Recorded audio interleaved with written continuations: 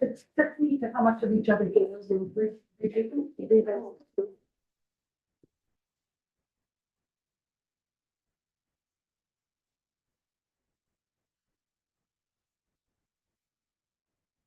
Live.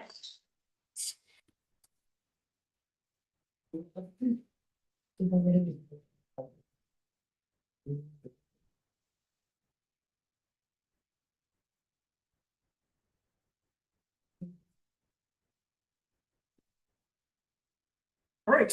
Good afternoon, everybody. I will call this meeting to order at 1:02 p.m. and begin by acknowledging with gratitude that we live and work on the traditional unceded territory of the Squamish, whose people have been stewards of these lands and waters surrounding the Gluelahem, Bowen Island.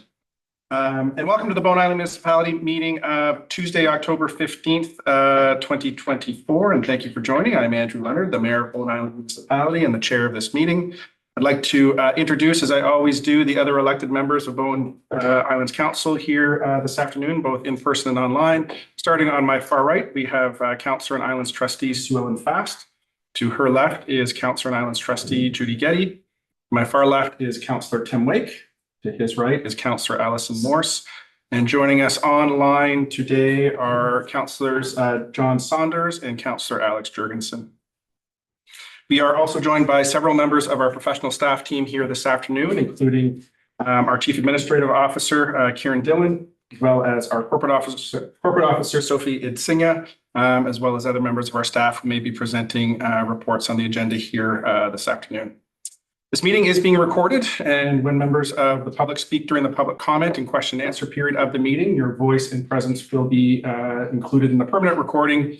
Will be available at bowenislandmunicipality.ca or on our YouTube channel, where it is live streaming now to the masses and will be kept there in perpetuity.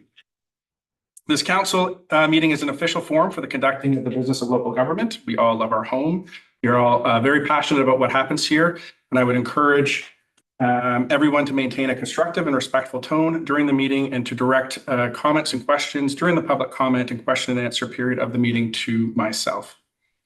For those that are following along in the room or online, the agenda and full council package for this afternoon's meeting is available at bowenislandmunicipality.ca. And with that, I will look to our corporate officer for the addition of any late items today. Yes, there were 6 letters received over the weekend relating to item 6.1, which is an application for development variance permit at 1600 Barton Road. And those letters were from Rick Arsenault, Marion A. Carolyn Churchland, Leslie Churchland, Jared May, Jeff Tucker, and third. Great. So with that, I will look for a motion to approve the agenda and on-table items for the October 15th, 2024 regular council meeting, moved by Councillor Getty, seconded by Councillor Wake. Any discussion, changes, amendments to the agenda? Seeing none, I'll call the question. All in favor, raise your hand and say aye. Aye. Aye. Carries unanimously. Moving on to public comments. I'll look to our corporate officer. How many public comments do we have here today? We have 6 today. 6 today. So each commenter will have 2.5 minutes to present their comments to council. Our corporate officer will set a timer for 2 minutes and 15 seconds. So when you hear the timer go, it's not a cutoff. It's just letting you be aware of your time so that you can wrap up your comments and make your last asks or wishes to council. With that, I will ask our corporate officer to call the first commenter up here today. Rosie Montgomery. Right, Ms. Montgomery, if you want to join us right here at the front. The timer doesn't start until you are relaxed and comfortable and ready to speak. So yes, absolutely. I don't know how to legally or respectfully address you all. I'll just say Just say hello. hello. Nice. Thank you for 40 meters time. I'm going to read it, if that's okay with you guys. Absolutely. I'm here today to present my application for rezoning and subdivision of my property at 1360 Mount Gardner Road from 1 lot to 2 1.5 acre parcels. Included in my case, you will see all necessary documents and information. But before you review them, I just wanted to briefly say that I have the support of neighbors and that there has been a precedent set for rezoning on Mount Gardner Road. Most importantly, though, I thought I should say that for me, the stakes are quite high. I'm not looking to turn a profit, but merely to meet my increased mortgage payment, the rising cost of living, and hopefully be able to keep the house my late husband Peter built for us to raise our family in. I've lived on Bowen for 47 years, truly. I have had the privilege of seeing my 4 children of my own and 4 stepchildren and 11 grandchildren go through fix. I'm 75 years old, and my aspiration is in subdividing my property is to live out the rest of my life surrounded by my family in the community that I spent my life being a part of. Thank you for being here today. Thanks. Are there any questions or? Not at this point, so I note if I'm tracking the agenda items correct, there will be an introduction of a rezoning later on in the agenda. And it'll be an introduction and for notice given to the property owner. So you'll likely hear questions or comments from council directed to staff during that. And then I would just pay attention to those in between the notice period and then the actual approval. Those would be worth looking. Correct. Yes, Councilor Morris. Sorry, Rosie, I've got one question. Yes. You mentioned that there's been a precedent set, Yes, so one of the lots along your strip is already subdivided? yes, yeah, there's that, yeah, Okay, thank you. thank you. Next, Noah Price Jones. Nervous sitting in front of you guys. I feel the same way sometimes. Yeah. Who wants to see my hat? My mom's here. I've been here 47 years, as long as my mom's lived on this island my entire life. I'm here to kind of speak to it. Since Peter, my stepbrother, passed away, it has been tricky to figure out a way for my mom to stay on the property in the house. And we've tried different measures. We tried having renters, and that didn't work out. And then we had to turn to Airbnb. And we don't like doing Airbnb at our house. We'd rather have long-term Bowen Island renters in our big house on the property, so mom can stay in the small carriage house on the property. And the only way that we were able to do that is if we do subdivide. Like that's the only way that we could probably keep mom there, have long-term renters, and make it affordable for our whole family and to keep the family home. So that's sort of the plan that we came up with. We looked at a lot of different ways to do it. We've even, thought about selling the property. But my mom doesn't want to move, and we don't want her to move because even if she sold the property, where, there's nowhere to rent on Bowen, there's nowhere affordable for her to buy. So it's a pretty big deal for us that we find a plan that works to keep my mom here. And I think just in part, like a lot of other seniors probably struggle with the same thing, having property here. There is a precedent that's been set on the property. We're not asking to go really small. We're just asking to split it in half. A lot of the lots that are in the same zoning around our property are actually smaller than what we're asking to chop it into. There are properties that are almost an acre around us on the same street. So it's not like it's not a huge ask. But that's sort of kind of what I wanted to say to everybody here today. I just want to keep my mom on the island. That's sort of what I want to do. I think that's the point we've hit. Airbnb doesn't work. We want mom to have a nice life, not work and change sheets and wash laundry and wash a house every weekend or every Monday. We want her to relax and retire and enjoy her grandkids and enjoy us. That's sort of where we're at. Yeah. That's it. Questions for me? No? Okay. Thank you. Thank you for being here today. Next, we have Dan Kelly. Pepper, welcome. Hi. Thank you, sir. I'm going to speak about Rosie's request first. So I've lived on the island since I was born 43 years ago. And over the course of my life, Rosie and her family have contributed a lot to this community.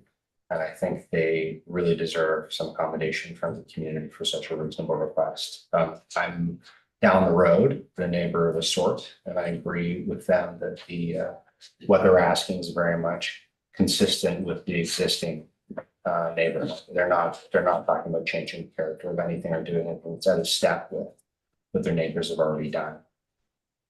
I mean, to the contrary, there's a property not very far away from them that has 2 dwellings on half an acre. It looks like a tiny little spot right beside the road. The other thing that I want to speak about is my cousin John May is asking for permission to build a small secondary dwelling slightly closer to the waterfront than the standard setbacks, but again, consistent with what is done elsewhere in the neighborhood. If you look around our bay, the existing dwellings are considerably closer to the water than what he's requesting. Even the primary dwelling on the property is closer to the water than what he's asking. I live on the next door neighbor, on the next property over. And in terms of my own kind of stake in this, I would love it if my cousin had an opportunity to spend more time on Beaumont by having his own place there. But also as a neighbor in a bigger perspective, the way that the property is cut up by having roads on it and where there's a garage and where there's the principal residence, the only other places to realistically locate a secondary dwelling would involve cutting down quite a lot of trees and doing a significant amount of blasting. So although it's technically a development variance permit, it's a permit to allow a secondary dwelling to be built without having more development on the property. This is trying to situate a secondary suite, a secondary dwelling in a place where it has the least damage and the least kind of impact on the property as a whole. So I wanted to make that point. Thank you very much. Thank you very much for being this afternoon. Next, we have Karen Cowper. Ms. Kemper, welcome. Thank you. Good afternoon, everyone. Well, I live next door to this property as well on the other side. So my son's place and then my sister's place where John is hoping to build. And then it's my property. And there is a house, so I own 1589 Barton Road, which is the house that's actually closest to where we're talking about. It's across the road from this area. And I just want to say that the law that or the bylaw that we're talking about is for the protection of the environment. But environmentally speaking, I just want to emphasize that this is a very good choice to put a small dwelling in that it is about 40 feet from an existing garage. So all that area to the south where you'd want to bring in sunshine is already there. You don't have to cut down the trees. And we were concerned mostly about the foreshore, and this foreshore is not visible from the house. So that means that anything that's going on at nighttime at foreshore would be unaffected by this building. It's a cliffy foreshore, which the councillors saw, and it is so it's down below. The house would be above. Then there's a flat place where there is driveway to our mutually owned dock. So I co-own that with my sister, and then there's the foreshore, and the foreshore is down and would be shaded and protected from this building. It is true that in a lot of places you'd have to, cut a road and all that sort of thing, bring in new wiring and all that sort of thing. And this is an area which is already sort of more of a little tiny neighborhood inside this envelope that my sister and I own quite a few acres, about between the two of us, about 40 acres, almost all of which is the woods, right? We've left it natural. And this is an area where we have a few buildings already. And this one would be part of that. And so I just want to say, environmentally speaking, I just can't emphasize enough how much I'm in favor of the positioning of this house. Do you have any questions for me? So that the other thing is that we were talking about the two houses on one house. This was my sister's, and then another one that is my parents' house. Is that line, he would be behind that line this way. So he's not actually in any, it's going to be in any particular view either. So I just wanted to say that I hope that you'll be able to support this building. Thank you. Thank you. We have John May. All right. Good afternoon. Welcome, Mr. May. So I am one of the proponents of the application for the development permit at 1600 Barton Road, and I won't take up too much of your time, having already written you a lengthy letter explaining my views. I hope everyone had an opportunity to read that. In terms of on-table items today, there were the letters. I was copied on a few of them, or was informed that a few of them were being sent. And additionally, I have here hard copies of the plans and a few photos of the other houses around the bay for the benefit of anyone who was not able to attend the site visit. And I thank those councillors who took the time to come to the site and see it. As I say, I've expressed my position at length in a letter. I am here for any questions or additional information that council may require, and hope that to the extent there are any remaining concerns after the site visit, I can speak to those if anything remains. That's all I have to say. Thank you. I don't see any additional questions right now, given that it is a final consideration. You know, you're welcome to stay. It's item 6.1 on the agenda, so may not be out of the question that some clarifying information is needed. Okay, shall I table these now, or should I just keep? No, just grab a seat and then we'll. Sure. Right. Now Anastasia. Anastasia. Ms. Anastasia. Hi, I'm John's mom, and my grandparents bought in '39. And they were so excited when my mom and dad built.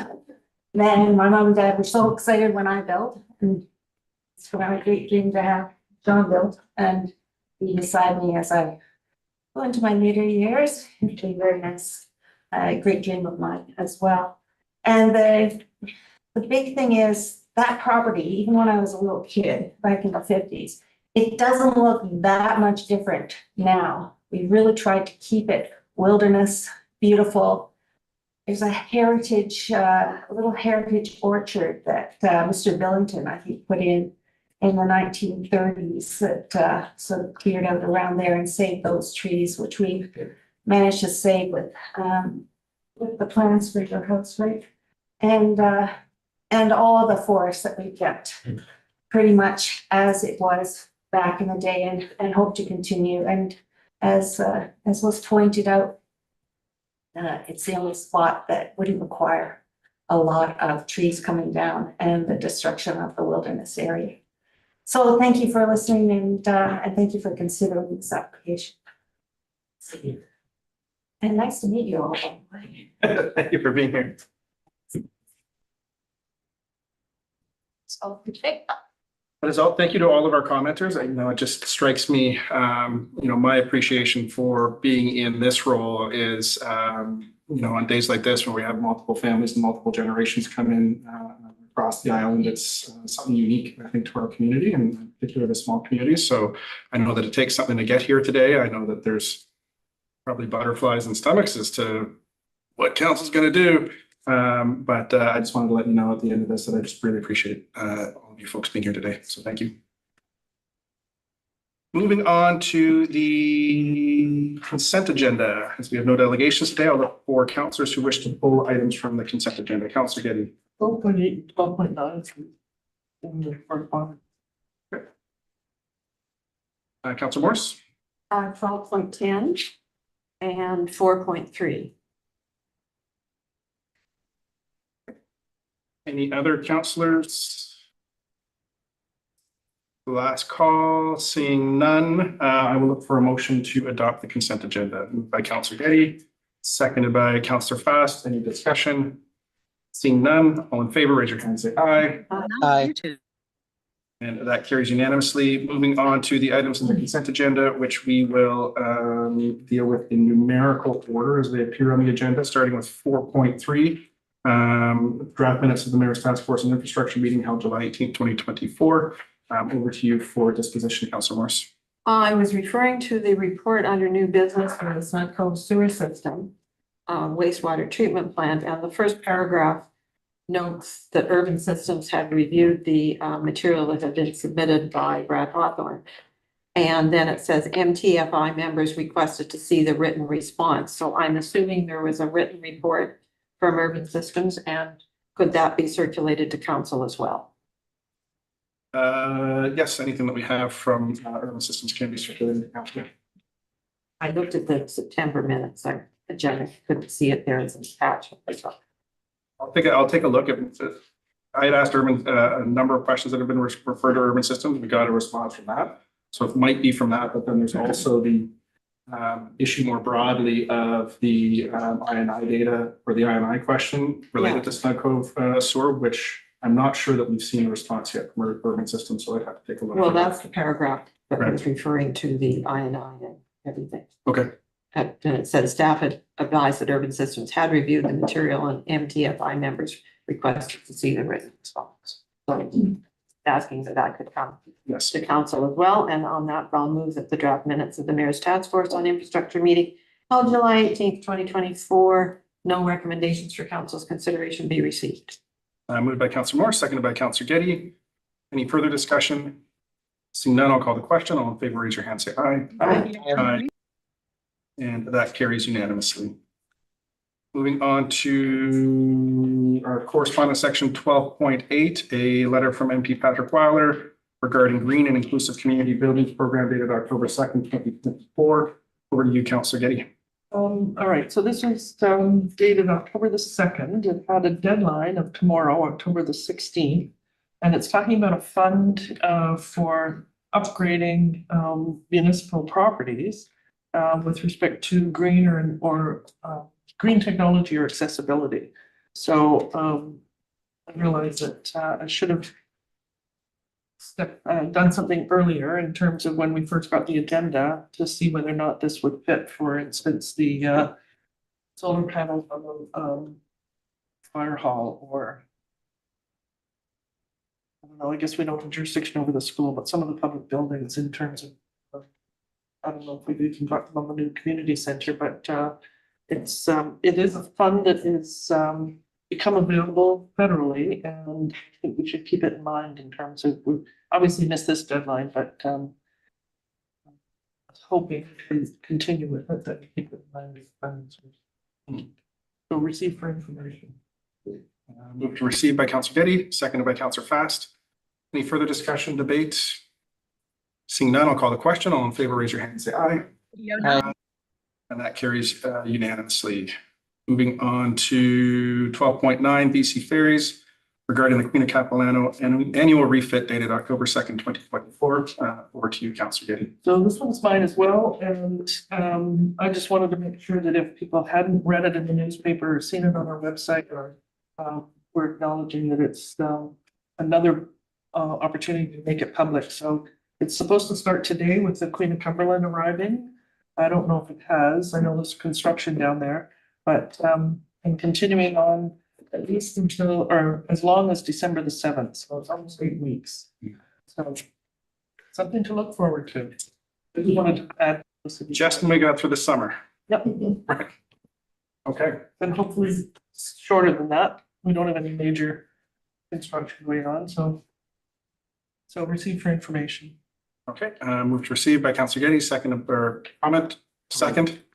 Comment. Okay, so we got a second by Councillor Fast, and then over to you for a comment. Councillor. I just noted that in there, one of the measures they're taking to alleviate things is assured loading for occupant vehicles. And we keep hearing that assured loading is Somehow impossible. somehow impossible. And it surprises me that this hasn't come up in the conversation before. And this is a good example of how, we've got some ideas here, but how there's constructive ideas about how things can work with BC Ferries. And it really would be great if we got to talk about them before things just happen. But I do support that issue. As a point of information, every time they've done a refit, for the last 2, 3, 4 times, they always have provided assured loading for 4 or more occupants. So it's nothing new. And the assured loading, I think that we're asking for is for residents, so it could be a whole ton of single vehicles. Totally recognize that. And, yeah, so they still have to be there half an hour before. Oh, doesn't help that much. Thank you, Councillor Morse. And just a thank you to staff, as I know that we've been posting those ferry updates through our social media channels as well. So we'll likely see more of them as the any stresses in the code arise, I'm sure.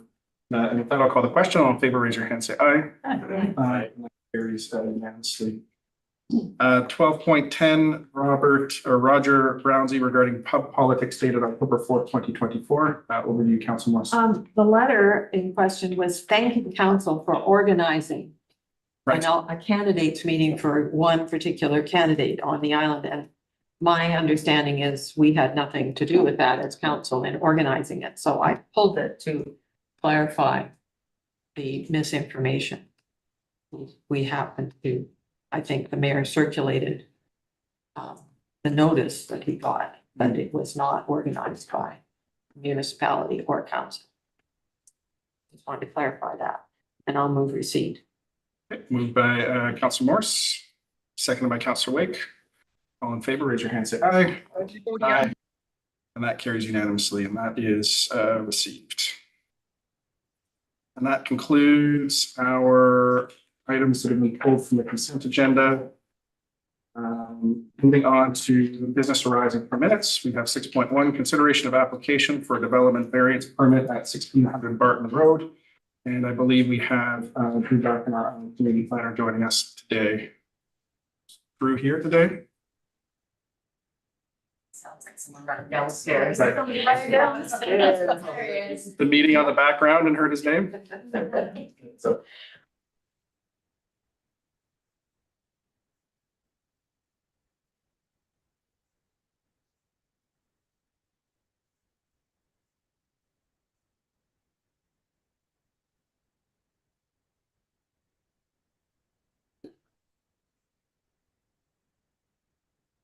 Thank you, Mayor and Council. Is this sharing?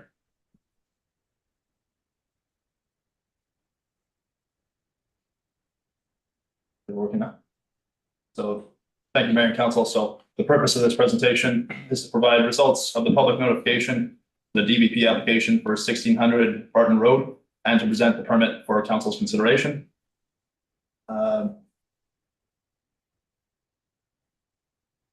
So the variance request is for a reduction of the minimum setback in the natural boundary of the sea from 30 meters to 20 down to 23.11 meters for a new detached secondary suite, and from 30 meters down to 18.85 meters for an attached deck. Council and staff visited the property for a site visit on September 23rd. The property owners indicated the cleared area where the new building is proposed and discussed the challenges of building outside of the setback area, being that it would conflict with either the driveway and existing garage, or else would require extensive tree clearing and blasting of sloped areas in order to move the new building to the southwest. It has also been confirmed that the approval of this variance would not directly impact the setback from the sea for neighboring properties.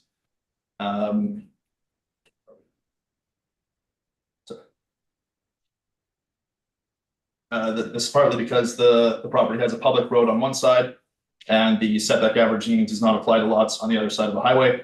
The other reason is that the setback averaging is taken from the setback for principal buildings, of which the proposed building is not. And the existing principal building on site already has a lesser setback than what's proposed. Staff introduced the application to council at the September 9th, 2024 council meeting. Their council directed staff to issue notices to all properties within 100 meters of the subject property, advertising the hearing for October 15th. One letter of opposition was received from a property owner outside of the notification radius. In the past days, 6 letters of support have been received from the owners of 7 properties in the neighborhood. These were received too recently to be referenced in the report, but they are displayed here. Here's the responses. And as no negative impacts to the area are anticipated and the public response having been largely positive, staff recommend that council approves the setback variance request for 1600 Barton Road. Thank you, Mr. Beckin. I will look to council for questions, comments, debate, even a motion. I'd be Councillor Morrison. happy to move the motion. The council issue development variance permit DVP 2024-0133 for the variance of the minimum setback from the natural boundary of the sea for 1600 Barton Road, legally described as Lot A2, explanatory plan 370, except firstly part subdivided by plan 4660, secondly part subdivided by plan 11533, and thirdly part on explanatory plan 12061 of District Lot 1334, Group 1, New Westminster District, PID 015943372. Moved by Councillor Fast, seconded by Councillor Wake. Any Sorry, that further? was moved by Councillor Morse. Who did I say it was? Fast. Moved by Councillor. I still have turkey coursing through my body. A very large Thanksgiving. So moved by Councillor Morse and seconded. Any further discussion or debate on this item? Councillor Fast, followed by Councillor Getty, and then Councillor Wake. Sure, thank you. I'm going to be voting in favor of this recommendation. I think having done the site visit was really helped in terms of answering the questions I had, and that it's not going to affect setbacks on either side is great. It's a small building and it's adding to a cluster of among lots of land that has not been developed. So I'm in support. Thank you. Thank you, Councillor Fast. Councillor Getty. I'd like to comment on the one letter that was received that was opposed to the application, that was a person outside the area. And I think that it's important that that principle is important, and that's what governs, that it be certain setback from the sea for the following reasons. But I'm not sure that I agree with the part about it being a blanket, strict policy. And I think that the site visit was very helpful in terms of that gives us the cautions and the boundaries kind of guide us. But I don't know that I ever want to be in a situation where it's just a blanket consideration, and that we look at individual situations and we make a decision based on the best information.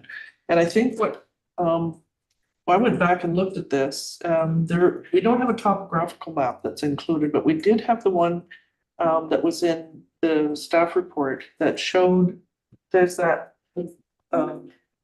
shoreline comes along, and then there's a quite a sizable or significant on the map, it looks like, dip in the shoreline that comes closer to this proposed building, just exactly in front of where the proposed building is. So the general drift of the coastline, this is a bit of an anomaly. And the topography was interesting because it's a terraced area. This is the top of a hill or top of a cliff. It's been cleared, so at some point forest was cut, but not for this application.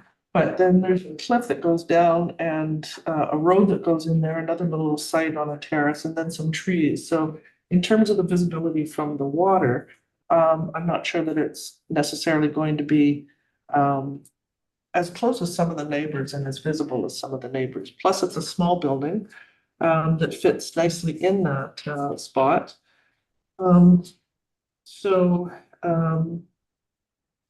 The setback, as it turns out, because of the grandfathering of some of the other buildings, this is farther back than some of the neighbors. I think the mom's house and the grandparents' house that was right next door.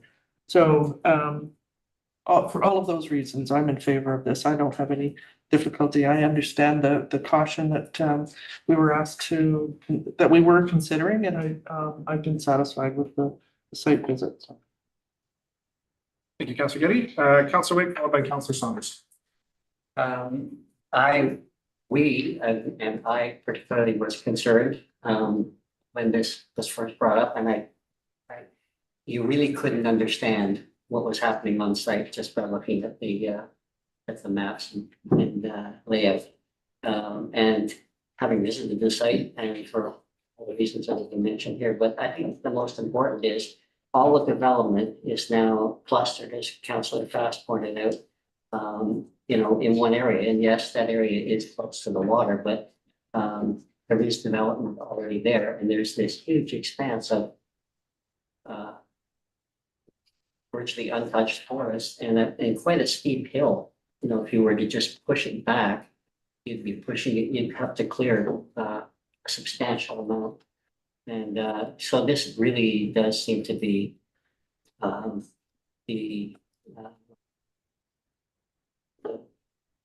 the best way to preserve what's there and still allow something to be built. And as Councilor Getty said, the site's already cleared, so it's screened from the water.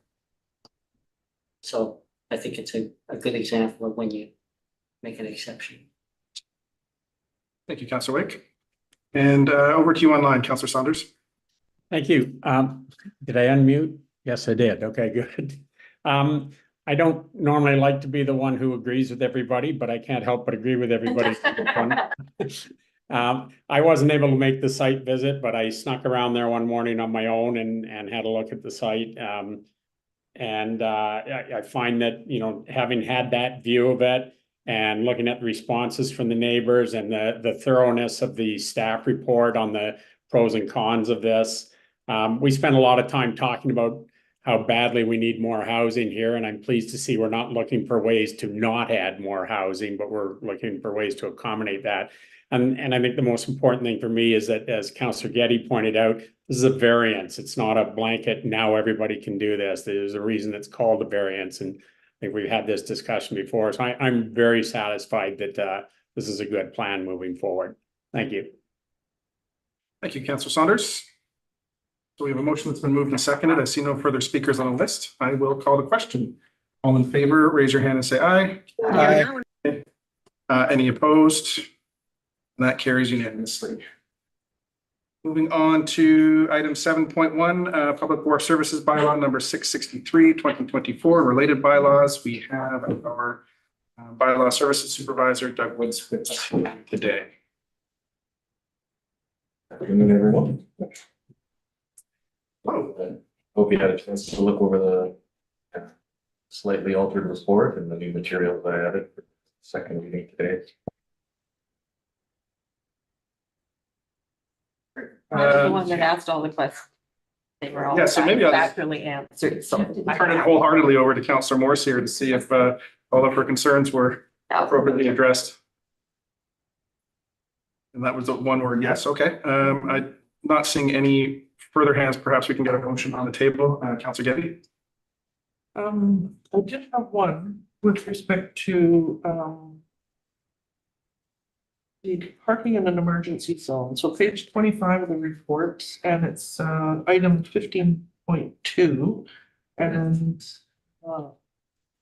find it. It's remarkably low. That's a loading zone or the? So the,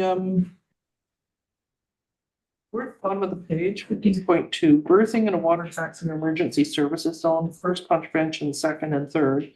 And the first, it's 70, you're recommending that it go up to 75, 125 and 175, which is basically the range of fines for all of the other infractions. And I personally think that this one is more serious and should be reflected in the size of the fine. Thanks. Ticket. So you're reading bylaw 668?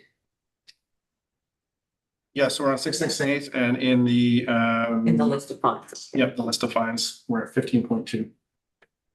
Page 65 of 175. I don't have page numbers. Neither do I. So it's about 10 pages in from the end. I've got it. I want to know what bylaw you were in and what particular section. Sure. Which- Okay. Councillor Fast. Thank you. I'd like to move the motion. I've read the reports and I remember working on the policy, and it seems to me to be a good update. Unless there's a specific increase in fines that you wanted to make an amendment about, I was just prepared to move the motions. Or do you want to wait till? Well, I suppose the question for, this would be, what would be the pros and cons of, say, doubling it? For that specific Yeah. portion. It would be a relatively simple administrative change to make. We could do that. I'd like to move an amendment 15.2 to double those fines for the parking, birthing and emergency services, so all three. I'd second that. Moved by Councillor Getty, seconded by Councillor Saunders. Any discussion on this amendment? Just Yep. confirming that this is 15.2 birthing in a water taxi or emergency services zone for the contraventions. So from $150 fine would up to 300? Is that what you mean? Double that? Well, we've got on the top of this chart, the first column is existing early payment and then late payment. So at the if we just doubled all of those numbers, so 50 to 125 to, You're doubling up all three lines and all three columns. yes. Second. Okay, before we get too squirrely here, I'm going to start a speakers list. So I'm going to look to Councillor Getty first to respond to those questions for a motion, should she have any, and then I'll look to other speakers.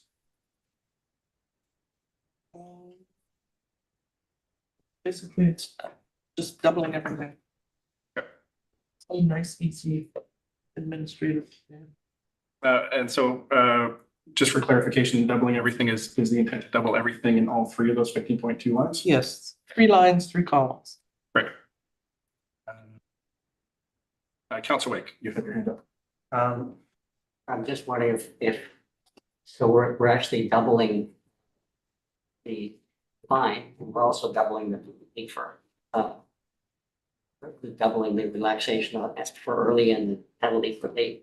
I just wonder if we shouldn't keep that at $25 each way, because it's really the fine we're concerned with.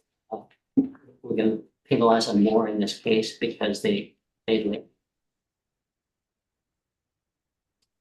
Follow me? Everybody else, please. So it's a bit tricky, right? So it's not necessarily a question, should you wish to make an amendment to do such a thing, you would be able to. I guess going back to my comment about not wanting a blanket statement, it is a blanket policy in terms of somebody's gonna park and berth a boat in the section that's set aside for emergency, and they go off to a restaurant or off to a walk around the park or walk their dog or anything else, and we don't know where they are and we can't get them, and we've got an emergency, that's a problem.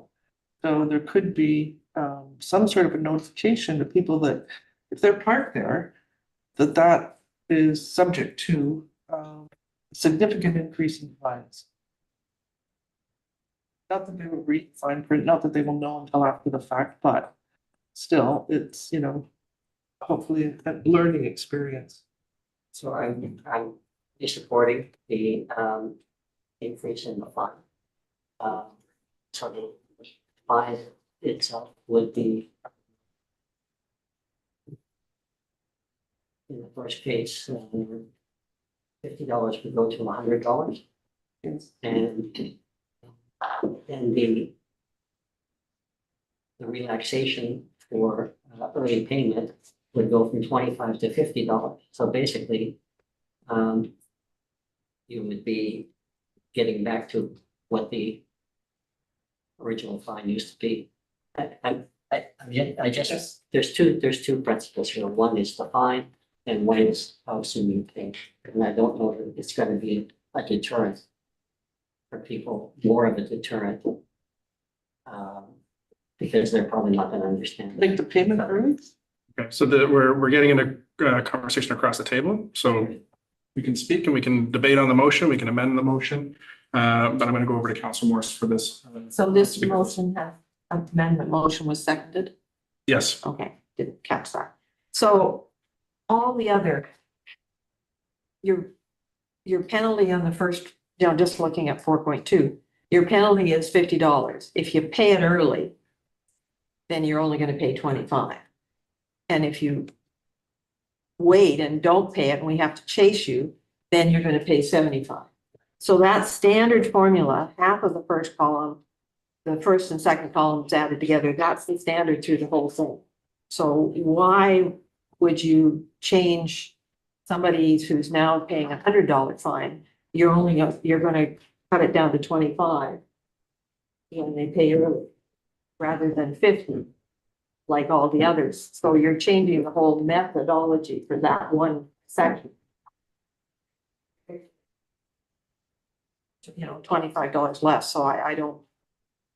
So if the fine goes to 100, then to match 15.1, rather than doubling the 25 to 50, it should be 75.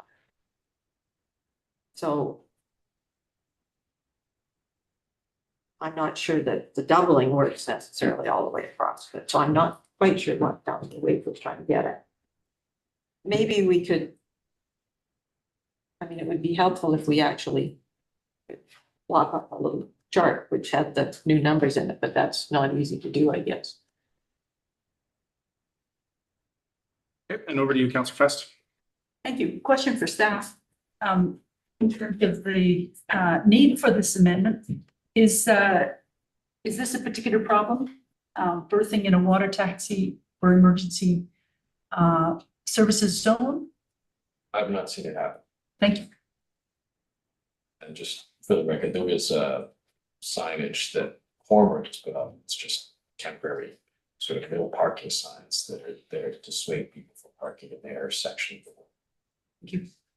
Thank you, Councillor Fest. Councillor Saunders. Thank you. Nothing's a problem until the day it becomes a problem is my experience. And I fully concur with Councillor Getty's assessment that this is more serious than the other ones. And I think we're beaten to death. The ratios of, you know, first and second offense, anything else, I think they're pretty clear in there, and doubling it seems consistent to me. And I personally don't know that we need to pound it around much more than that. Either we agree or we don't. Thanks. Thank you, Councillor Saunders. Seeing no further discussion, just for clarity, I will have the corporate officer read out the motion that we're discussing here. So I displayed it on the screen and for the discussion, we are doubling the Yes. fees. The second 50. Yeah, there you go.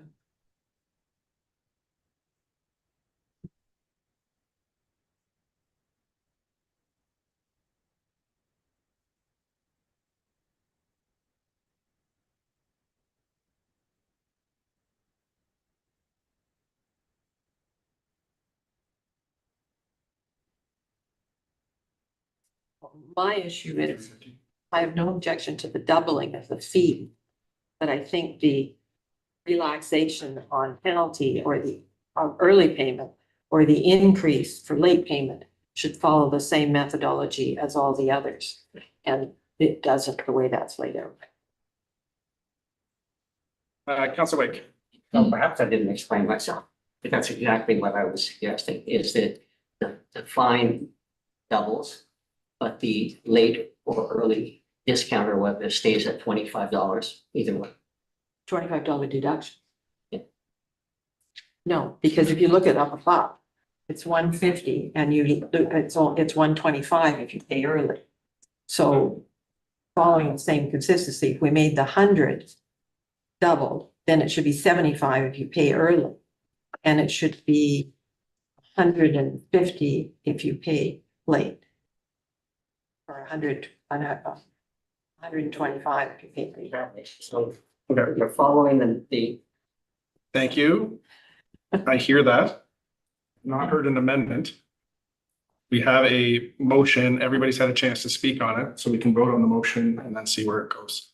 So So I'm going to move an amendment to the motion that the penalty column be doubled and columns A2 and A3 follow the same methodology as for all the other lines.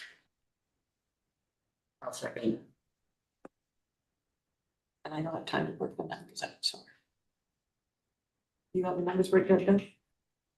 if there's no time to work the numbers out, then we can postpone this item. We can refer it back to staff.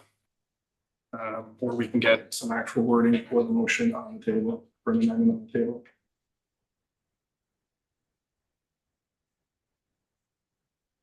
Was this an amendment to the amendment?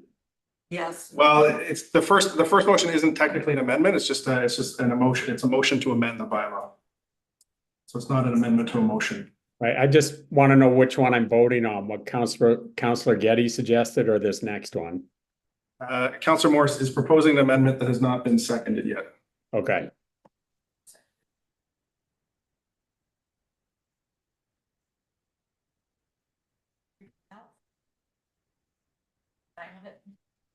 Okay. Unfortunately, the way you've written it, Councillor Getty's motion was that all the numbers be double. Yes. And so that. So your motion is specifically putting numbers in, and I'm busy trying to redo the numbers. But my motion would have been that the column A be double, A1. Column H2 and A3 be amended. Reflect the same methodology as the existing A2 and A3. The methodology means the formula. There is not an amendment on the floor to speak to yet. We don't have a clearly worded amendment. So my recommendation at this point, because it's getting messy, is to refer it back to staff. We can pick it up in the next meeting.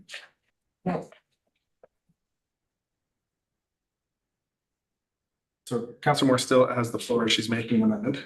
Well, I was hoping maybe that Mr. Woods would have figured out what the numbers should be in columns A2.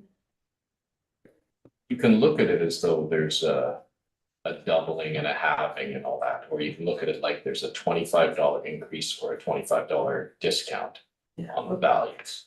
So we have to first decide which of those we're going to do. It's a question of interpretation at this point. So which interpretation are we going to use? From my perspective, it's going to look funny that the way of calculating the early payment and the penalty for late payment is different for one versus. So folks, I'm gonna bring us back here just as the steward of order. Right now, where things are a little confusing is we have an amendment to the main motion that has presumably been moved and seconded, but we don't have any clear wording. So unless that clear wording comes rapidly, I will be ruling this amendment out of order. Councilor Wade. I suggest that the wording be that we propose for these 3 lines, 15.2, 3 lines, to double the fine in the first column, and to follow the procedure from above and below and add, subtract $25 in the second column and add $25 in the third column. Okay, so I'll let the corporate officer catch up with that, and then we can get a legible motion or a legible amendment, and then we can get that seconded and then debated.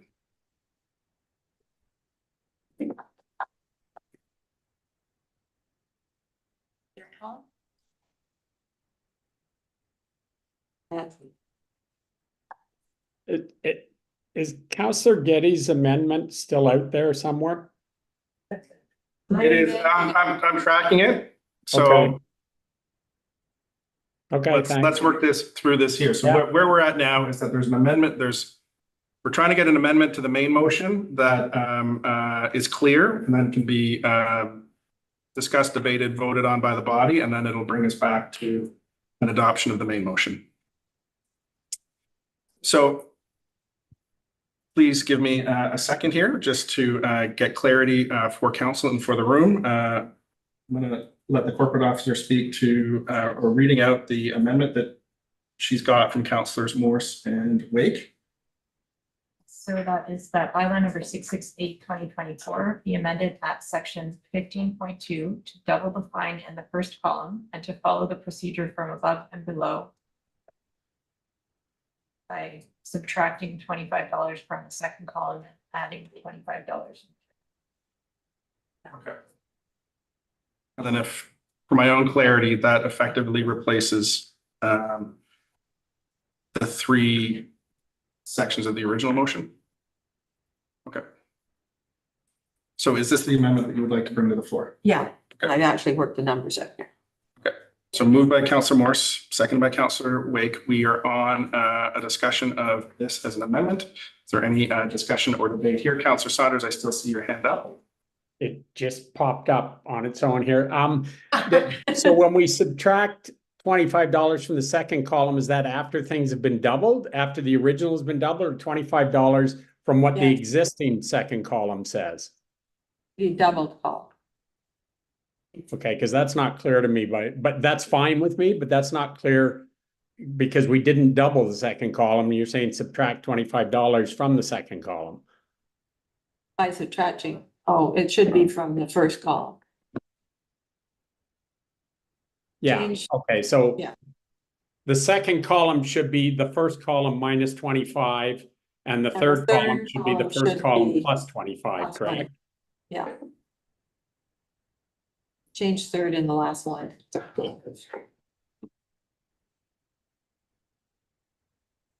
Okay. That's from the first column in that last line. We're still double the fine in the first column. And by adding $25 to the amount in the first column. $25 to, So folks, we had an amendment that was moved and seconded. Yeah. Now we're back into massaging the wording of an amendment that's been moved and seconded. So we're skirting past order at this point. and I've actually, or I can move a motion that says that 15.2 first line be 100, A1 be 100. There A2 cannot be a be motion at this 75. point where we'd be looking at an amendment to the amendment, which we could do should you wish to do that. Or we can vote on this one and it can succeed or fail on its own accord.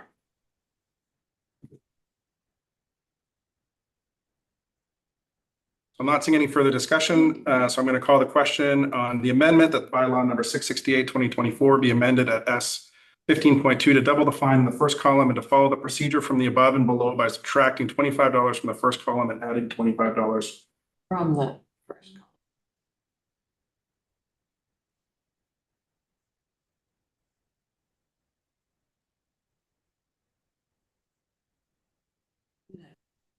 Call the question. Okay, so I'm calling the question. All in favor, raise your hand, say aye.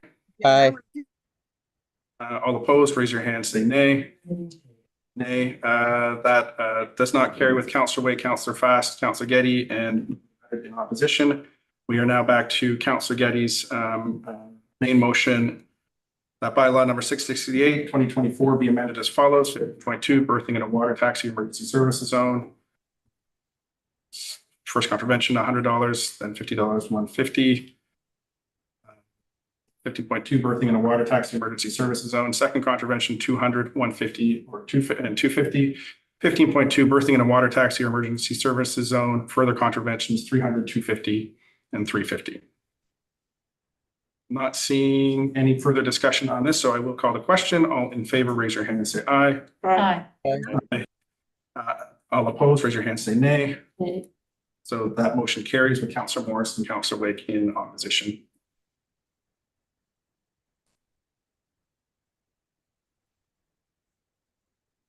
Yes, Councillor Fast.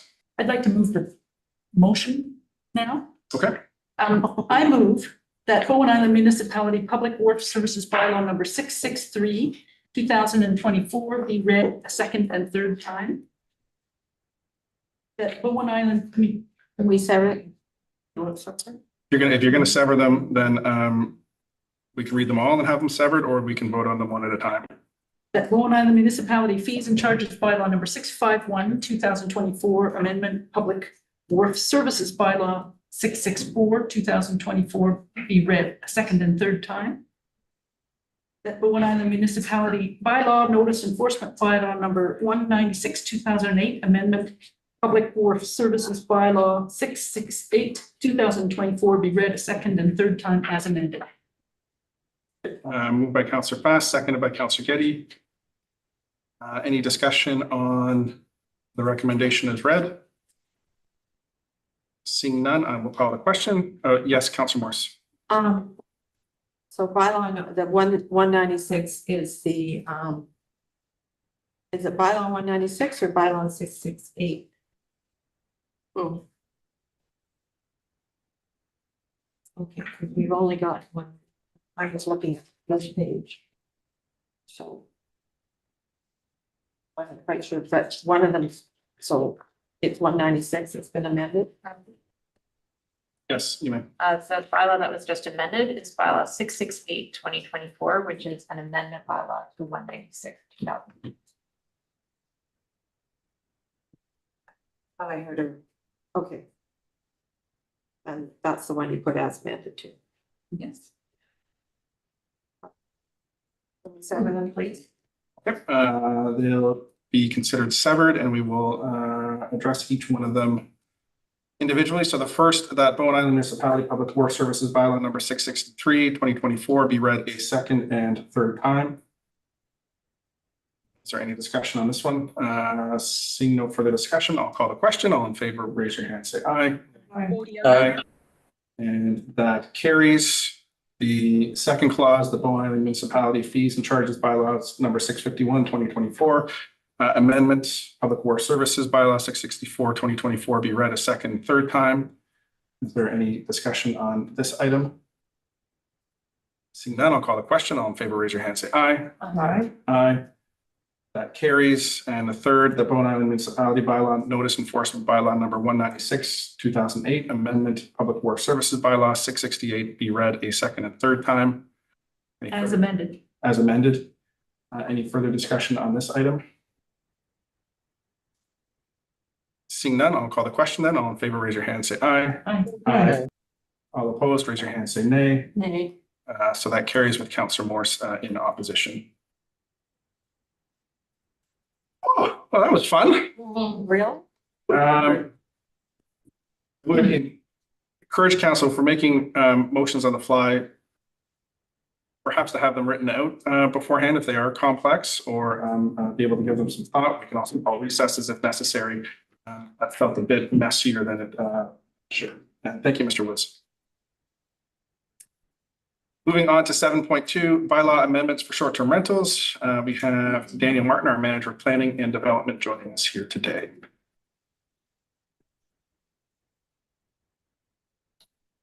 Thank you, Mr. Mayor. I don't have a presentation on this item, but this was a set of bylaws the council considered in the summer and referred it to the Islands Trust for comment. We received a response from the Islands Trust after their September 24th executive meeting that the bylaws are not contrary to or at variance with the Islands Trust policy statement. And so we've returned these bylaws for second and third reading.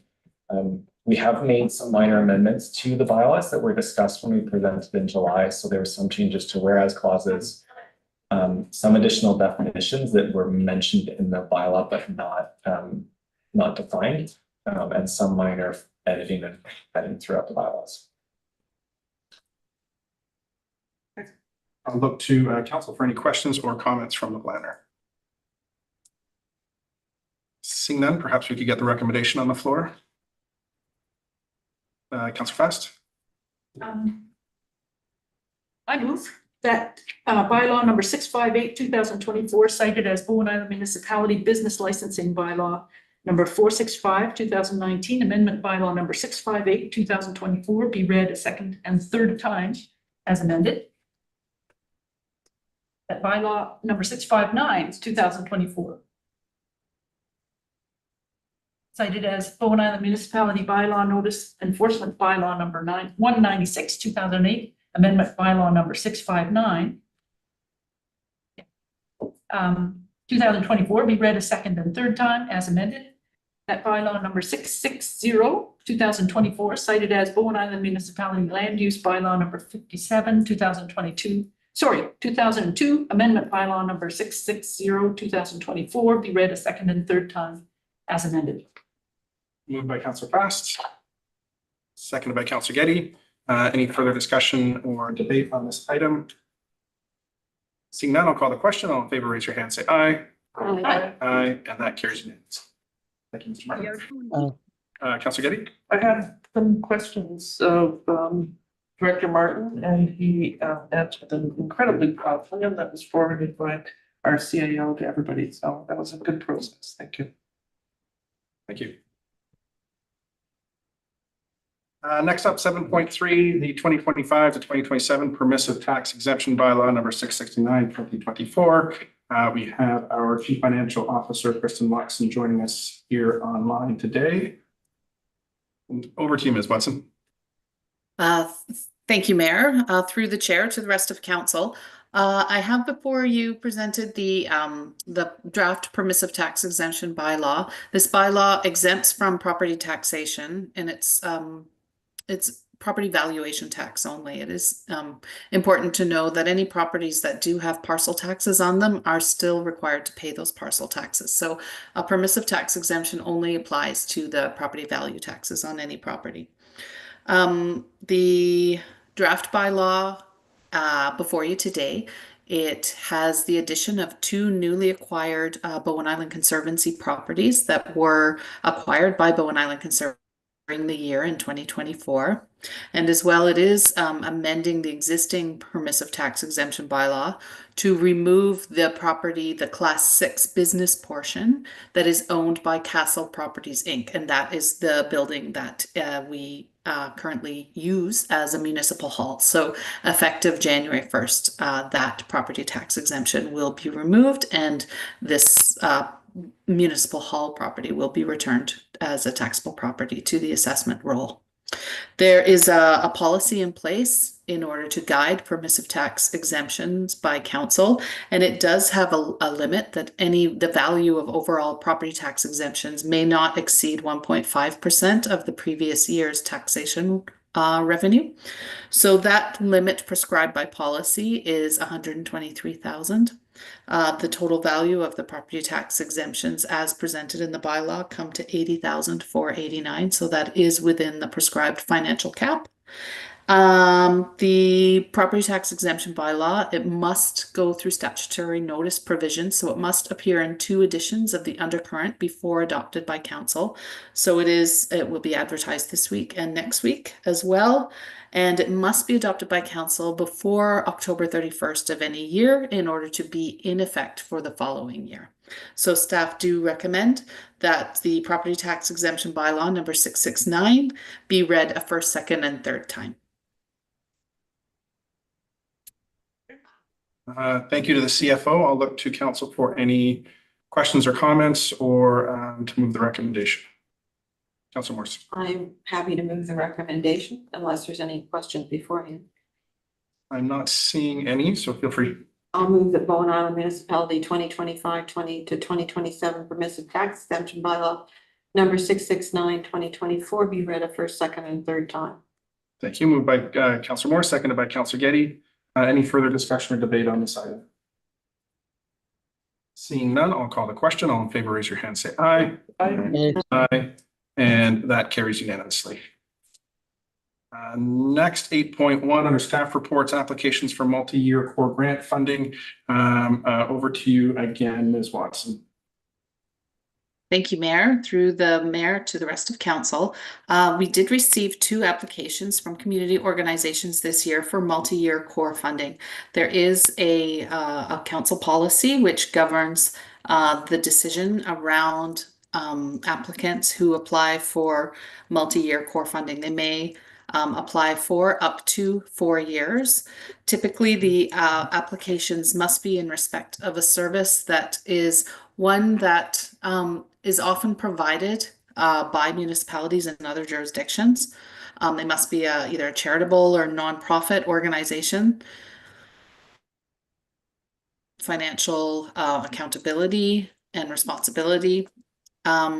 So the 2 applicants this year include Island Pacific School, who applied for $5,000 in each of the following 4 years to support their bursary program. And we received an application from the Bowen Island Food Resilience Society, who requested 4 years funding, just under $20,000 in each year in order to help support their garden operation in the Grafton Commons, and that would help by enabling them to hire a garden worker. I have recommended to council at this time that they not consider expansion of the multi-year core funding program. We are in the development of our 5-year financial plan, and we are seeing continued cost pressures from the operations side, as well as the continuing pressures from the need to continue to contribute to capital reserves to support our infrastructure replacement program. As well, one thing that I didn't include in the report, but it may be a consideration as well, is there is some communication in the community that with the cancellation of the community school coordinator position, there may be a need to support additional need for volunteer coordination and continued support to community organizations in that regard. Now that may translate into an expectation from the community that the municipality step in to support any of the gaps that may occur from that. There will remain to be seen what we can do within our existing annual community grants budget. I am recommending that a letter be written on behalf of the municipality to the applicants to encourage them to continue to apply for available funding within that annual community budget allotment. So I think with that, I don't have anything further to add and would look to council for recommendation on the grant applications. Ms. Watson, I will look to council for questions or comments. Councilor Getty. I had a lot of difficulty with this one because I think that the grant proposals from both IPS and the food resiliency are really excellent, and they're both really good programs. So it's one of those tough situations where we've got a huge long list of great ideas and a growing budget and requests for funding, and in the capital, some sort of list that we did in terms of all the capital needs, we were up to 92 million or something impossible for a small community. So we were in the really difficult position of trying to juggle all the demands. And I think with respect to what our director of finances has said, there's the community school coordinator, and there's also a problem in terms of the Hearth not getting funding from the BC Arts Council for the program director. So that's two significant potential staffing issues that we can add to this list of important and things that we would like if we had everybody won the lottery and we could do everything that we wanted. So I also noted that the part that we just passed in terms of the permissive tax exemption, Island Pacific School is on that list.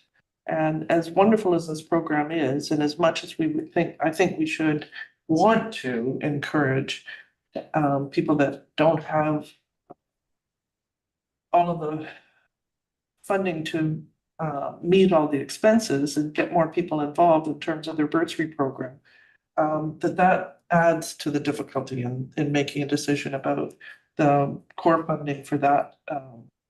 And rather than getting into pros and cons like the grant committee does, which I don't know that we want to do in this setting, given the lack of information that we've got of all the other applicants and the full amount that's available. And I believe we just had the resignation from the chair of that committee. So we've got some major issues. The thing that was critical when this policy first came in was that that neither one of these proposals meet, is that it has to fit the description of a staff position and at least one other municipality. So it's been considered of not just core funding, but essential to the workings of the priorities and the values of that municipality. So that's a bigger issue that we have to talk about as well, if we're getting into core funding. So I would be speaking against these applications for the reason that staff have given and what I've just described on my own behalf. Thank you, Councilor Gill. Any further discussion, comments? Councilor Morse? I'm just looking at, which I think, the CFO mentioned, but second criteria is provide a service that would typically be provided by a municipality in other jurisdictions. And I'm not sure that either of these organizations are providing a service that a municipality would typically provide. And the key word is provide, not fund. There's a difference. Councilor Wick? CFO Watson mentioned that we do, we have a funding, we have an approach to grant funding. And I think rather than getting into the technicalities of individual ones, we should, as she has done, encourage them to apply through the community grants program so those decisions can be made collectively rather than thinking off. I support the motion. Thank you, Councilor Wick. So no further discussion. Can we get a recommendation on the floor, please? Please pass. Yeah, thank you. I agree with much of what has been said already. We have a program they can apply to the community grants program. I understand it's hard for volunteer groups, hardworking community members who would prefer to know ahead that they've got funding coming and only have to apply every 4 years. I understand that, but I think that these requests should be considered with the other requests for community grant funding. And it's not, neither is a usual or typical municipal service. And so I'm happy to move the motion because I think we need to watch our budgets, and that council not approve multi-year core funding grant applications from Island Pacific School and the Bowen Island Food Resilience Society at this time. If you could add at this time. And just that I'm hoping staff will just invite them to apply to the other program. Thank you. That's passed. Seconded by Councilor Wick. Any further discussion or debate? Seeing none, I will call the question. All in favor, raise your hand, say aye. Aye. Aye. And that carries unanimously. Thank you. Thank you to the CFO. 8.2, introduction to application for rezoning OCP amendment at 1360 Mount Gardner Road. We have our island community planner, Drew, back in here.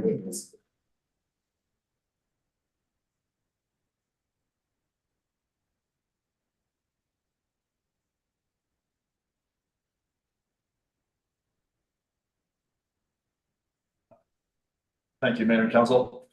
So this report is to introduce a rezoning application for 1360 Mount Gardner Road for initial council discussion and then to be referred to committees for recommendation. So this is a rezoning and OCP amendment application to rezone 1360 Mount Gardner Road from RR3 rural residential to SR1C settlement residential, and from an official community plan designation of rural residential, which is RS, to a designation allowing a potential subdivision. And that OCP designation has not yet been determined, as no applicable OCP designation exists for a lot this size. So a new designation will have to be drafted. The site is just over 3 acres or 1¼ hectares in size. Currently has a single family dwelling with multiple accessory buildings. The property is not serviced by community water or sewer. The proposed rezoning would allow subdivision of the property into 2 lots. The existing residence would become the existing residence would become the principal residence of the west lot, with a new single family dwelling intended for the east lot. The applicant, Rosie Montgomery, has explained that she has resided on Bowen Island for 50 years, most recently with the mortgage of the property having come to term and the bank having considerably increased the rates. The costs of remaining on the property have become prohibitively expensive. The applicant intends to sell the newly formed property to acquire funds necessary to allow her to continue living in the house her late husband built for her and her children. Under the land use bylaw, the current RR3 zoning permits unserviced lots with a minimum average lot area of 2 hectares and an absolute minimum lot area of 1 hectare. The proposed subdivision would split the lots into 0.57 hectare portions. Therefore, the proposed zoning designation is SR1C, which is an existing zone variation of the SR1 zone and permits a minimum and average lot. So yeah, both a minimum and average lot area of 0.4 hectares for unserviced lots. Under the official community plan, the current RS designation allows unserviced lots with a minimum average parcel size of 1 hectare. So considering the proposed lot sizes of 0.7 hectares, the property will need to be converted to a new OCP designation. And as I mentioned, that designation doesn't currently exist and will have to be drafted. Regarding just note on surrounding properties, they all also fit within the RR3 zoning and the RS OCP designation. Around a dozen properties south of Bolton Road are within the same zone variation intended for this property, which is the SR1C. Regarding amenity contributions, 2 policies are typically discussed during rezoning, which are the conservation development policy and the affordable housing policy. Neither are overly applicable here. So the conservation development policy asks for a designation of at least 50% of the land to be protected from further development. That would defeat the purpose here, where the intent is basically to develop half of that property. As for the affordable housing policy, this encourages a range of housing types and with an affordability component included. So at this point, there are no plans for the future new residents. Its design as well as whether or not a secondary suite were included would be the decision of the new owner. Staff's recommendation is that council refer the application to the Advisory Planning Commission, Housing Advisory Committee, and the Parks, Trails, and Greenways Advisory Committee for a recommendation, and that staff return with the results of those referrals and prepare the amendments to the land use bylaw and OCP for first reading. Thank you, Mr. Backen. We'll look to council for questions, comments from the planner. Councilor Morse. How the existing buildings are on the west end of the property, right? That's So right. how are they accessed? From Mount Gardner Road or some other way? I'm just wondering how there would be a long panhandle driveway, or how would the, So currently, yeah, no panhandle driveways proposed. It's just a clean split in half. And so currently they'll have to be getting, like, they're getting access through the lot to the north, off of Mount Gardner Road. okay. Yeah, we would want to see that formalized through in right of way or an easement. I did check into that property and it's a bit curious. There is a right of way there, but it's for BC Tel and BC Hydro, not explicitly for access. So anyways, we would want to see that for access. Councilor Jurgensen. Audio now on mute. Okay, one question I have that I'm not quite understanding is from the public comments earlier today. There was reference to 2 houses on the existing lot. Would those 2 be staying on one half of the lot and the other half of the lot be empty? That's my understanding? Or would one of the houses be on each of the 2 proposed lots? That's correct. All the existing buildings would be, yeah, they're all on the west end of the property, so they'll be subdivided into one lot on the west end. The new east end lot will have no buildings on it that's currently proposed. Audio now. Okay, thank you. I guess I should say it's not, yeah, that east lot's not intended for no buildings, just explain, yeah, no buildings that are currently in that area. Councilor Getty. Yeah, following up on Councillor Morris's comment, we've had problems in the past with easements and access, so that would be something that I think needs to be addressed. What were the other slides, sorry?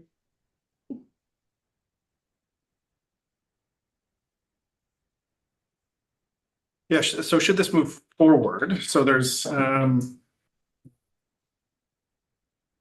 run through some of my thoughts out loud here as it goes to Advisory Planning Commission, Housing Advisory Committee, Parks, Trails, and Greenways Advisory Committee that council members sit on, and that staff will be providing input into where I feel I've been conflicted, which will have to be resolve between now and this coming back to council is from the staff report alone, when I read this prior to the meeting, I was less inclined to move this forward because what I'm reading in the staff report is that we don't have an OCP designation for this.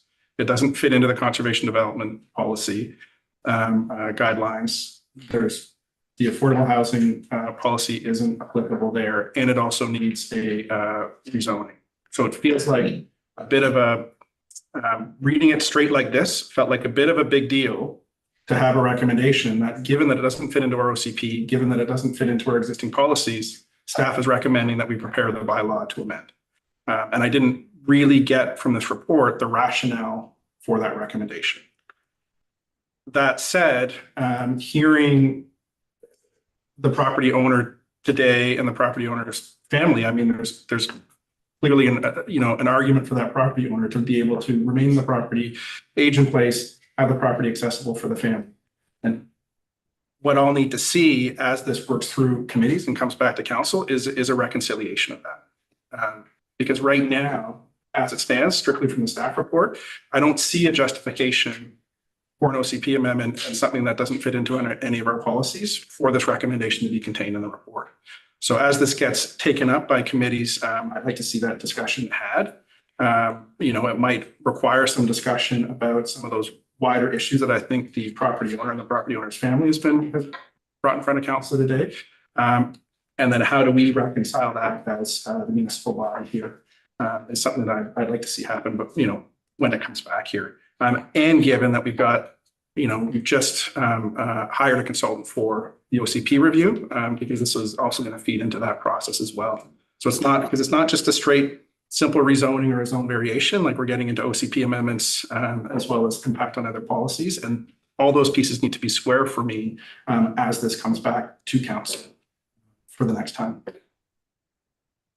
Okay. Councillor Getty? I did remember my second point. So there was mention in the public comments that there had been another lot that something similar had happened in terms of dividing it. So I don't see that anywhere in the report, and I would ask that staff make further inquiries and clarify that.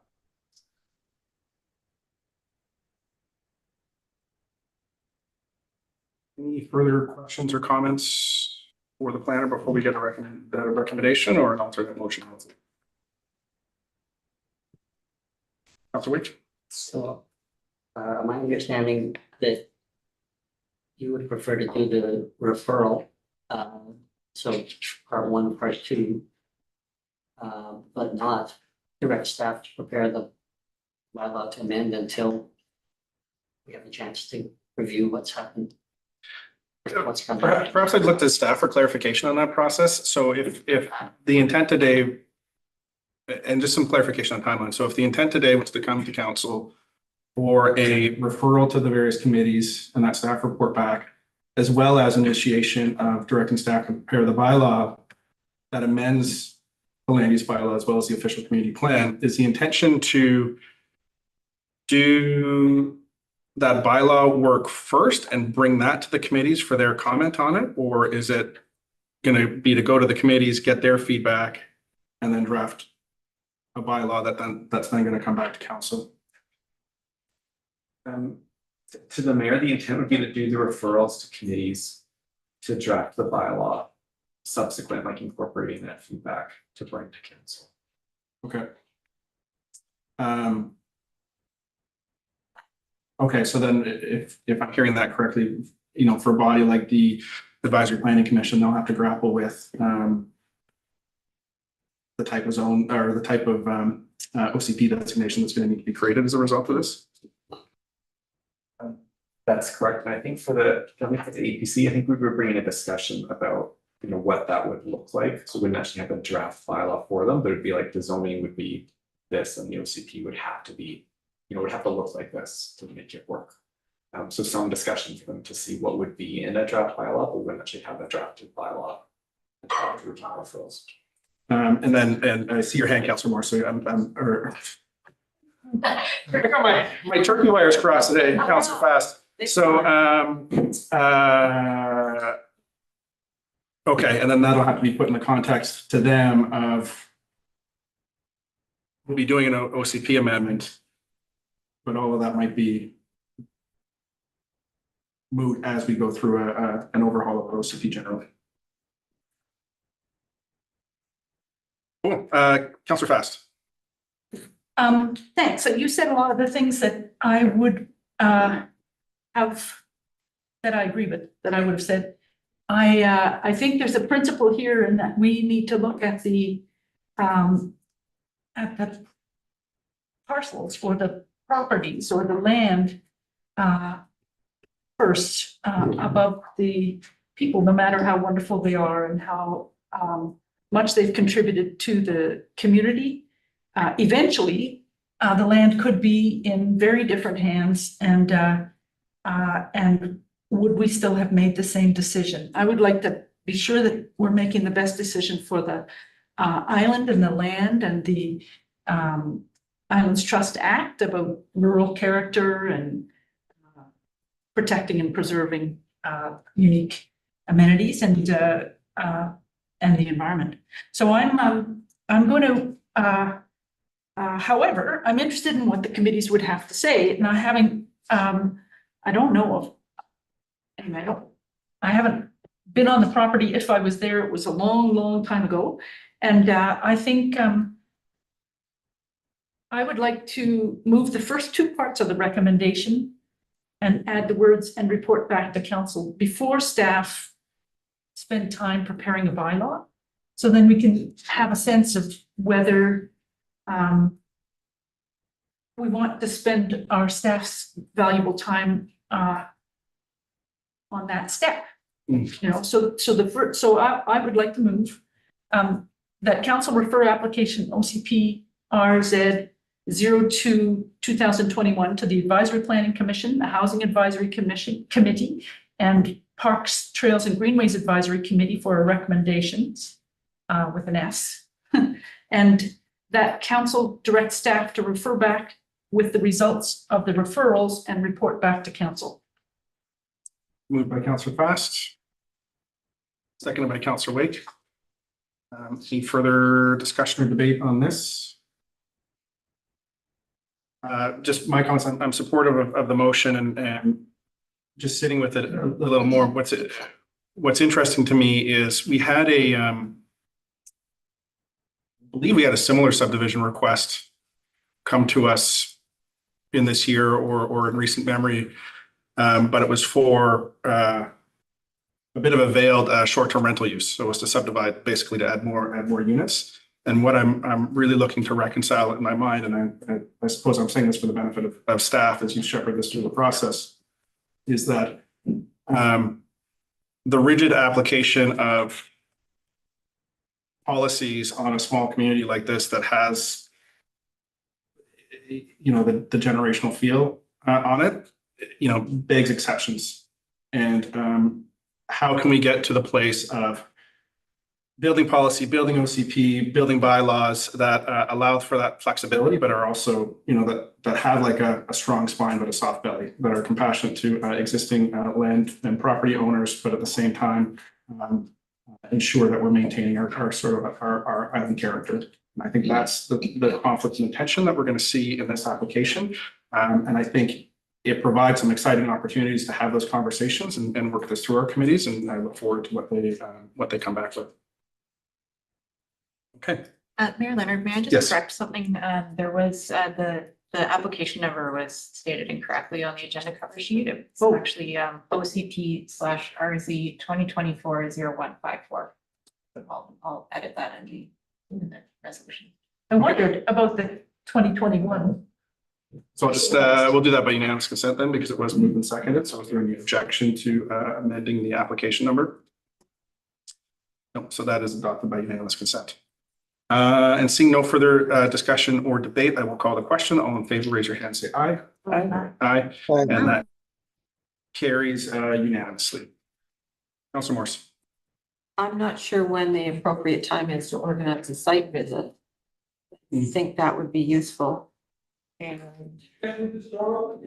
I'm also, I think you need to resolve the issue, I think as Councillor Getty mentioned, very early about the access.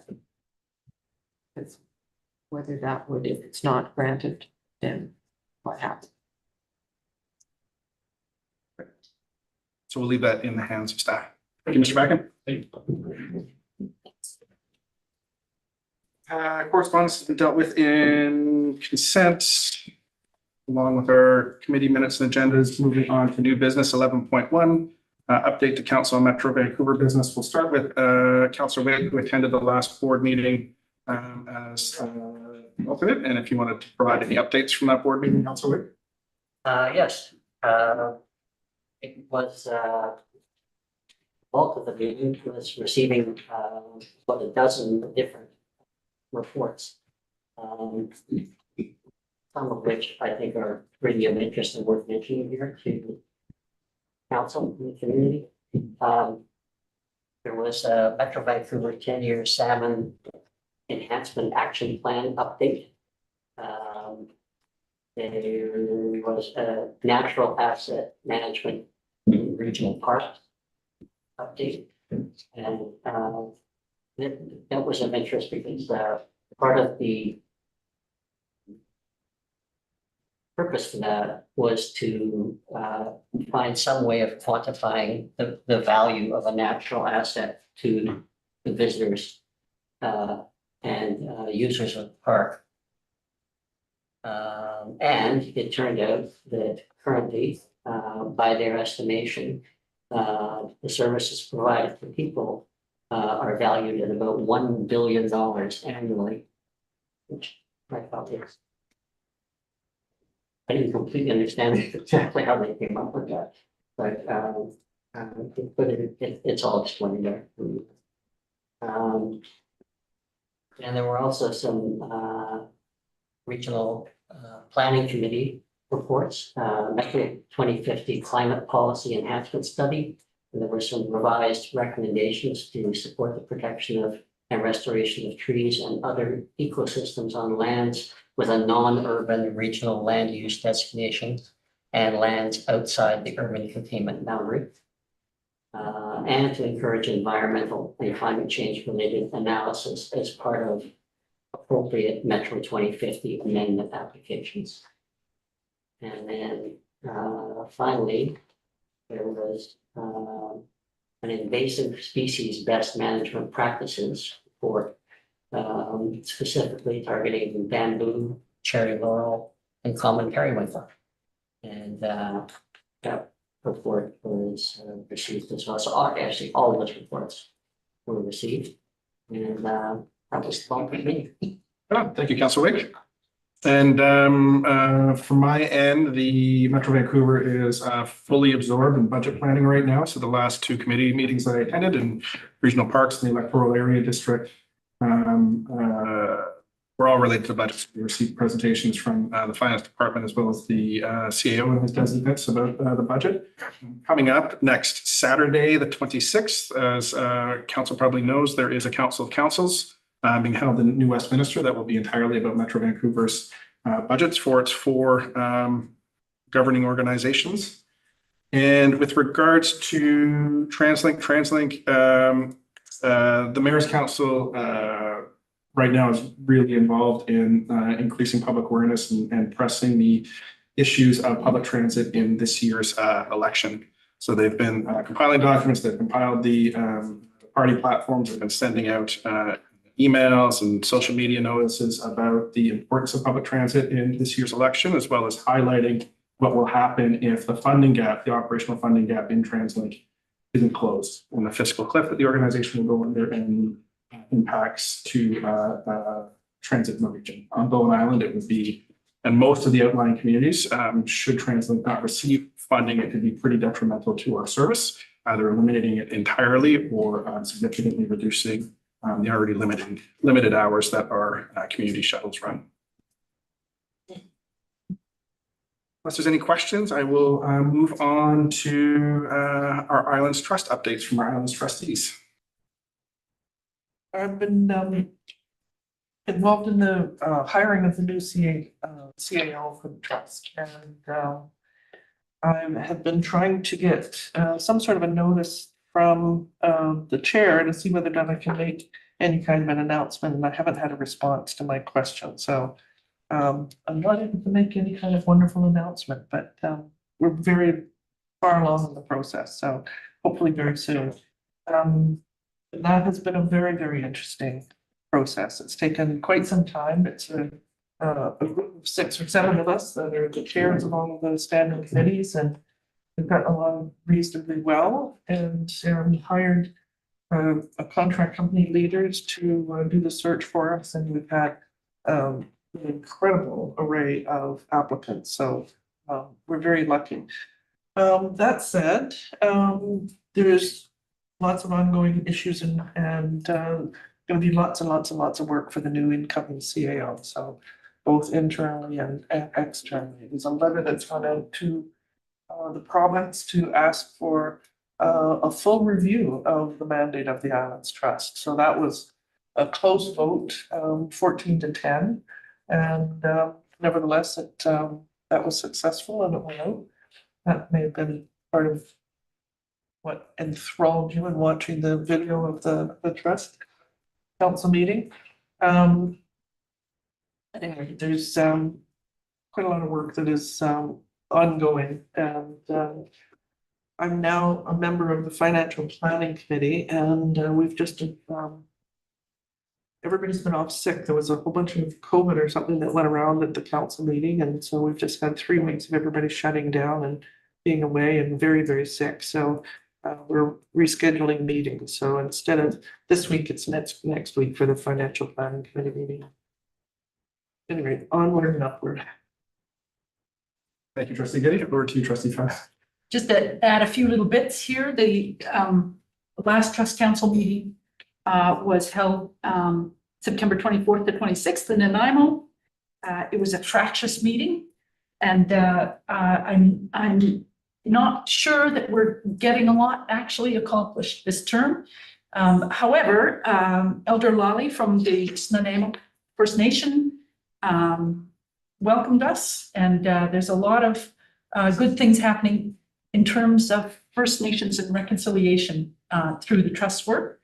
I'll skip that stuff. The trust policy statement affects Bowen. As part of the meeting, we had a breakout session of a committee of the whole. Basically, the conversation has resurfaced to not limit growth, but just manage it. Even though, anyway, it's kind of that ongoing challenge in the trust and among trustees as well as to should there be regulations or should there be policies that just manage things, or should there be limits? Anyway, that's ongoing. The trust policy statement, by the way, is that umbrella policy that's over all island official community plans. I went back in my files as far as 2021, saw that we were already reporting on what we heard. Here it is 2024, and trustees are now debating the text of a draft of the current draft, and which, by the way, has quite a bit of First Nations input from at least 5 nations. The thing I wanted to mention is the new thing is that there's a job posting for the biologist to join the Islands Trust, not the Islands Trust Conservancy, but to actually join the planning staff of the Islands Trust. So I don't know if they filled it yet or whether it started, but that posting has closed. Thank you. Thank you, Trustee Fast. As Trustee Getty alluded to, I did find the discussion around the trust governance and the request for decision that it issued to the province very interesting, as it could have significant effects on Bowen Island should it be taken up by whichever government finds itself in power after the election. And it's contrary to some of the discussion that I heard at that meeting, that letter and that request is no small thing, and is moves, I think, beyond a simple getting the conversation started. because it asks the province to do a full governance review, assessment of the governance model, address the object of the Islands Trust, the structure of the organization, alignment with DRIPA, geographic scope of the organization, which could have significant legislative effects should the province decide to take it up and do a top-down reorganization of the trust. I find it somewhat dismissive of, as the mayor of the only municipality within the trust, that we haven't received notice of such a thing, and that our council was not brought in to consult and provide opinion on this. I would also offer that if we're missing from the table, I'd be very curious as to whether this letter went out to the various First Nations that the trust sees to provide their comments into the governance structure. And ultimately, I find it concerning. So I'll be looking to council as we have our strategic discussions, and in the coming months, I know that the next trust council meeting is in December. I would look for council support in speaking to the trust as a delegation there and bringing our concerns directly to the trust. We also have the outstanding community opinion poll that we have not presented to the trust in any meaningful form. And I believe that it's probably time for Bowen Island to make some noise and play a part in this governance debate in the trust. It's gone on for years and years. And there was a governance review that was done in the last term, and now currently we're going to go through another one. And it's worth, I think, having the strength of Bowen Island and our residents and our council be able to weigh into those decisions and be a part of that conversation and dialogue. Councilor Morris? Well, I was sitting in the ferry lineup, so I watched a bit of it as well. And I found it quite amazing that nobody made any reference to a governance review that was done, or a structural review or mandate review. I can't remember. I think we called it governance back in 2008, 2007, 2008, that was done by Alan Nielsen. Well, she's now only referred to as Alan Nielsen. And it was a very excellent report that very clearly explained why there's only 2 trustees for every area, and that why they are trustees, not some other name, and so forth. And I found it. And then I couldn't find it on the Islands Trust website. I only had a draft of the report, and I couldn't find it on the website. So I do now have it. I emailed Claire Fraser and asked her why wasn't it on the website, and could I have it? So I will send it off to Councillor Getty. And, yeah. And yeah, I was going to send it to Councillor Getty because she was chair of the governance committee, but I will send it to everybody on council. But it's very clear as to what the mandate was and why the province did what they did when they set it up. And it went back through the history of various in 1990 and 1994 changes and everything else. So, and I think there's probably been other reviews too. Oh, there has. It's an ongoing question, and anyhow, I emailed Janine Dodds and asked her if she remembered it. She remembered it and agreed with me that it was quite relevant. She couldn't find it either, so that's why I asked her for you. So I will send it around. I just haven't had time.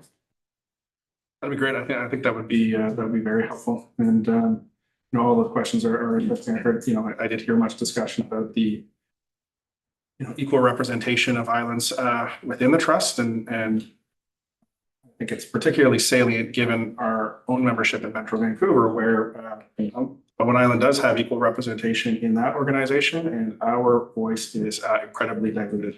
I would. There's a lot of cautions that I could bring there, but with our relationship with Metro Vancouver and the heat of that dying down, I think it's definitely time we start to look west and begin to examine our relationship with the Islands Trust and best participate in that conversation. Because while we have 2 fantastic trustees, it seems like the rest of our council has been somewhat unheard or untapped into. Yes, that's fast. Thanks, this is great. I did bring up Bowen's interests in this kind of thing, as we do when we speak as trustees around the trust council table. We're supposed to obviously think and make decisions based on the entire Islands Trust area, and not only represent our own islands, but that's one of the challenges of trustees are mostly looking only at their own islands and, anyway, I think this is great. I'd be, glad to, get together with whoever wants to craft whatever, to thoughts about being a delegation. But I do agree, that we need to get a word in edgewise there. It was a close vote and, I just, I don't have anything, good things to say at the moment. Thank you. Thank you, Councilor Fast. It's incredibly difficult and frustrating in many ways, in terms of, but we're 2 years into the mandate and we've got a pretty good idea of who's involved and what their ideas are and what they campaigned on and what their positions are now. So, in the next 2 years, hopefully we can sort a lot of things out. There's a lot of reluctance, with respect to a code of conduct. There's a whole lot of shifting and movement that's happening in terms of the executive committee and how much power they have and whether or not, it always comes back up in terms of whether or not we're limiting someone's freedom of speech when we're questioning the way that they present their ideas and there's just a whole lot of fractiousness that's going on that possibly isn't necessary, but it exists. So I would like us to think about figuring out a way of inviting the trust or inviting ourselves. Your idea of being a delegation there would be fantastic. But I also think that it's, high time that we have a joint meeting and have, some formal interaction with the executive committee so that they have a much stronger sense, better sense of kinds of concerns that we've got about a lot of the behavior. I think that would help them in terms of the whole issue of whether or not there should have been a referral of this idea. Trust council wanting to be completely independent of staff advice and, all the other agreements that we've got with First Nations and the Conservancy and Bowen Island municipality is quite remarkable and in many ways difficult to fathom, but it's, part of the ongoing struggle, I suppose, in terms of trying to make it work. So, I think if we can figure out our position and weigh in, that would be very helpful. One more idea is according to our protocol agreement with the Islands Trust, Bowen Island Municipality and the Islands Trust are supposed to have a joint meeting once a year to discuss common issues. And I would say opportunities for collaboration. So it's in the protocol agreement and we could certainly ask for that. And something more than as well the foyer of the UBCM meeting. Right. Oh, it was always an all-day meeting in the bath. Oh, really? They came, some of them would hang on for a council meeting, but it was, a couple of hours and presentations on relevant items. COVID sort of messed things up, I think, because of being able to get together in person. And it's strong. Yeah, I think it would be nice to insert another grown up into that room. Okay, thank you for that. I think that's a helpful conversation, and I think it's one that we should have front and center, particularly as the trust is working itself out, but then, also as we figure out our place with it. And with that, I will move on to question period. Is there anyone online or in the audience here for question period? Any questions, Daniel, that you have for Okay. And with that, I will look for a motion to adjourn. Moved by Councillor Getty, second by Councillor Wake, who has his hand zipped up there first. All in favor, raise your hands. Aye. We are adjourned. We'll come back just after